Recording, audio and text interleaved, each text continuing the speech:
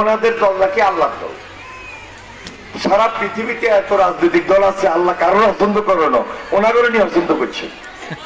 আপনি কোরআনের আয়াতেই বলা আছে জান্নাত আমার জন্য অবধারিত যদি আমার ঈমান এবং সৎকর্ম আমি করি।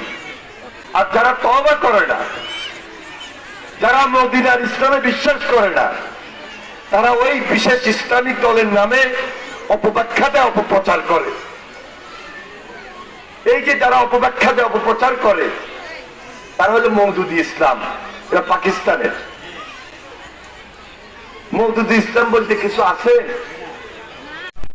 ভালো নেতাকে পছন্দ করে নির্বাচিত করবে, কিন্তু ওনারা বাড়িতে বাড়িতে গিয়ে তালিম দেয়।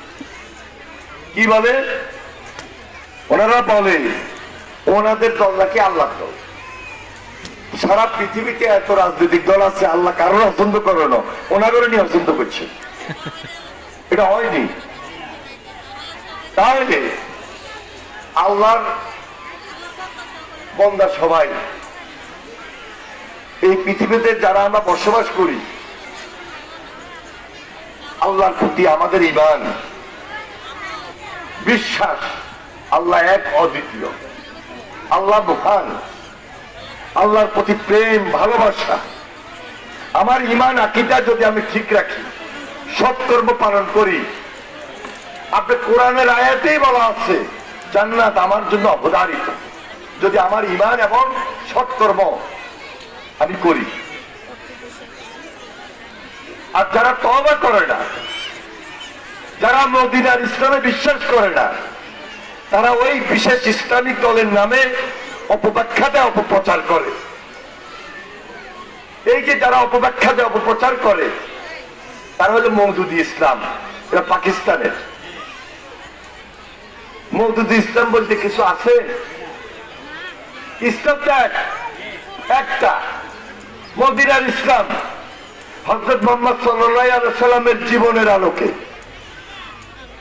তার সুন্নাহটাকে মেনে 5 ওয়াক্ত নামাজ, হজ, রোজা, যাকাত এবং একজন প্রকৃত মুমিন হিসাবে আমি মানব কল্যাণে কাজ করলাম কিনা, আমি অন্যায়ের প্রতিবাদ করলাম কিনা, আমি ন্যায় প্রতিষ্ঠা করলাম কিনা, আমি শান্তি বজায় রাখার জন্য আপনাদের পাশে দাঁড়াইলাম কিনা,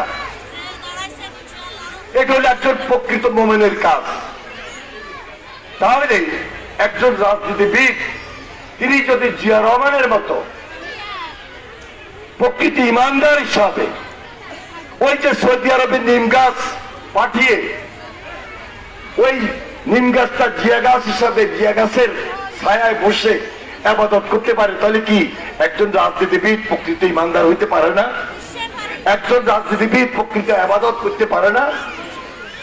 তো জিয়ার রাজনীতিটাই আমরা আপনাদের কাছে নিয়ে যাই, আপনাদের কাছে তুলে ধরি। যার যার ধর্ম শেষে পালন করছে, এটা জিয়ার রাজনীতি।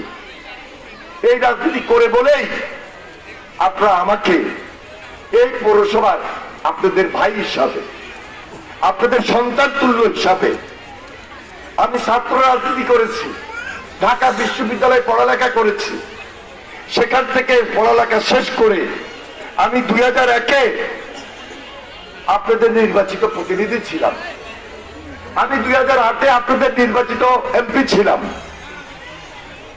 ভোট হয় নাই, তারপরে আর আপনাদের খেদমত করতে পারি নাই। আজকে আমি আপনাদের কাছে দাবিদার, আমি আবদার করার জন্য এখানে উপস্থিত হয়েছি। ফেব্রুয়ারি মাসে নির্বাচন, এই নির্বাচনে আপনারা আমার ধানের শীষ এনি চৌধুরীকে বিজয়ী করে আপনাদের খেদমত করার সুযোগ তৈরি করে দিবেন ইনশাআল্লাহ। কারণ এই যে কথাগুলা বললাম, এগুলা আপনাদের কাছে আমার বলা দরকার ছিল। আগে কখনো এইভাবে বলি নাই, আগে কখনো এইভাবে বলি নাই, আগে কখনো মাহবুবদেরকে ডাকি নাই। আজকে যেহেতু ওই বিশেষ ইসলামিক দল ঘরে ঘরে কি অপব্যাখ্যা দেয়, অপপ্রচার করে, তালিম দেয়, ওয়াদা করায়, যার কারণে আজকে এই কথাগুলো আমি আপনাদের সামনে তুলে ধরলাম। তুলে ধরার জন্য আপনাদেরকে দাওয়াত দিয়েছি, কষ্ট স্বীকার করে আপনারা এখানে এসেছেন, আমার দাওয়াতে উপস্থিত হয়েছেন। আমি আপনাদের প্রতি কৃতজ্ঞ। আমি আপনাদেরকে ধন্যবাদ জানাই, মুবারকবাদ জানাই। আর আমার নেতা তারেক রহমান বলেছেন আগামী নির্বাচনে বিএনপি এই দেশের নেতৃত্ব দিবে দেশের মানুষের সেন্টিমেন্ট অনুযায়ী। এটা আমরা এখনই বুঝতে পারি।